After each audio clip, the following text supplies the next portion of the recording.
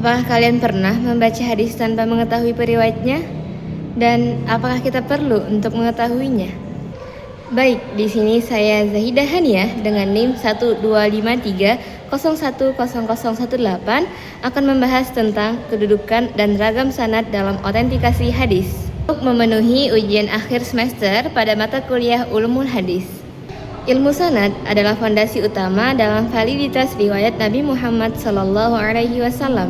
Pembahasan ini akan dianalisis dari konsep Dr. Mahmud At-Tahan dengan karyanya Taisir Mustalahul Hadis melalui metode deskriptif kualitatif dengan kajian studi pustaka. Hadis merupakan sumber hukum Islam kedua yang memerlukan validasi hadis. Sanad adalah metode ketat yang dikembangkan oleh para ulama untuk menelusuri mata rantai periwayatan hingga ke Rasulullah SAW. Sanad sebagai alat ukur keaslian yang memastikan kebenaran riwayat dan mencegah pemalsuan ajaran. Sanad juga sebagai sistem transmisi yang menunjukkan kredibilitas, kejujuran, dan ketelitian perawi. Nah, karya At-Tahan yaitu Taisir Mustalahul Hadis bisa menjadi rujukan penting dalam pengajaran ilmu hadis di semua bidang. Beberapa kontribusi At-Tahan. Dr. Mahmud At-Tahan menyederhanakan pembahasan ilmu klasik, membuatnya lebih mudah diakses tanpa mengurangi kedalaman ilmiah. Pertama, At-Tahan menegaskan bahwa sanad adalah pilar utama dalam sistem transmisi hadis. Yang kedua, ia menguraikan berbagai jenis sanad, ali, nazil, dan musalsal, yang masing-masing memiliki karakteristik dalam menentukan tingkat keriwayatan hadis. Yang ketiga, beliau juga menyoroti hubungan antara sanad dan matan dalam kesohihan hadis. Yang keempat, konsep ini relevan untuk menghadapi hadis palsu di era modern dan manipulasi teks keagamaan di berbagai media. Nah, di sini kita juga akan menelaah pemikiran Dr. Mahmud At-Tahan tentang kedudukan, ragam sanad, dan relevansi konsep sanad. Sebelumnya, kita masuk ke sejarah sanad. Sanad telah menjadi fokus utama dalam ilmu hadis sejak awal Islam. Nah, Ibnu Sirin menyatakan sanad adalah pilar agama untuk menjamin kebenaran riwayat. Pertama, awal Islam. Ibnu Sirin menyatakan bahwa pada awal Islam, kaum muslimin tidak menanyakan sanad. Namun, setelah munculnya fitnah, mereka mulai meneliti siapa yang meriwayatkan hadis. Hal ini menandai lahirnya fondasi ilmu jarah wa ta'dil. Kedua, dalam perkembangannya, muncul berbagai karya yang membahas klasifikasi hadis, seperti Imam Abu Hajar Al-Asqalani dalam kitabnya Nukhbat Al-Fikar dan Jalaluddin Asyuti dalam kitabnya Tadrib Ar-Rawi. Mereka menekankan pentingnya kesinambungan sanad dalam menentukan derajat sahih, hasan atau dhaifnya dalam sebuah hadis.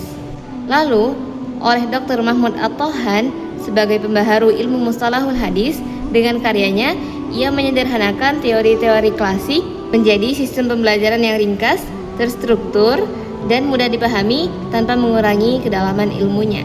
Ia juga menekankan bahwa kekuatan sanad tidak hanya ditentukan oleh jumlah perawi, tapi juga oleh integritas moral dan akurasi intelektual mereka. Baik, kita masuk ke pembahasan kedudukan sanad menurut At-Tahan. At-Tahan memandang sanad sebagai tiang utama ilmu hadis atau rantai keilmuan. Sanad adalah perisai agama yang menentukan diterima atau ditolaknya sebuah hadis. Pertama, keterhubungan sanad atau ittisal sanad. Sanad yang bersambung dari perawi terakhir hingga ke Rasulullah SAW menjadi syarat mutlak bagi hadis sahih. Yang kedua, sanad juga bagian dari etika keilmuan Islam. Perawi harus bertanggung jawab menjaga keaslian riwayat serta mencerminkan sikap kejujuran dan amanah. Dengan ini, para ulama sejatinya menjaga kemurnian sunnah Rasulullah SAW. Yang ketiga, pengujian empiris.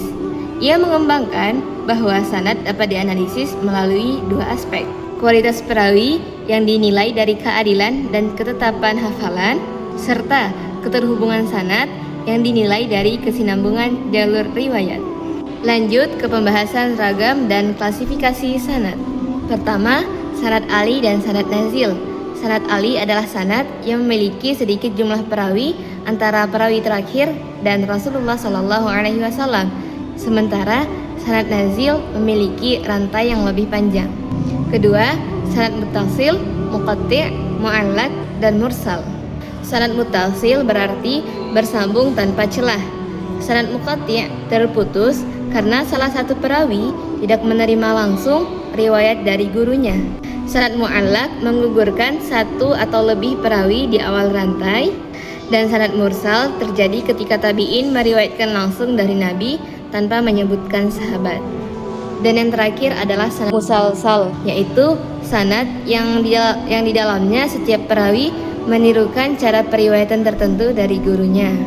Contohnya, perawi yang selalu mengatakan, "Aku mendengar guruku mengatakan bla bla bla." Dan pembahasan yang terakhir adalah relevansi sanad di era kontemporer.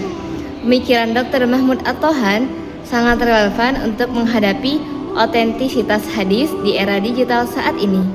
Karena yang pertama, konsep ini sistematis dan sederhana, mengubah ilmu hadis yang rumit menjadi mudah diakses. Yang ketiga, etika integritas, menunjukkan kejujuran dan amanah perawi sebagai fondasi moral. Terakhir, digitalisasi hadis. Prinsip sanad menjadi landasan algoritma dalam validasi hadis digital.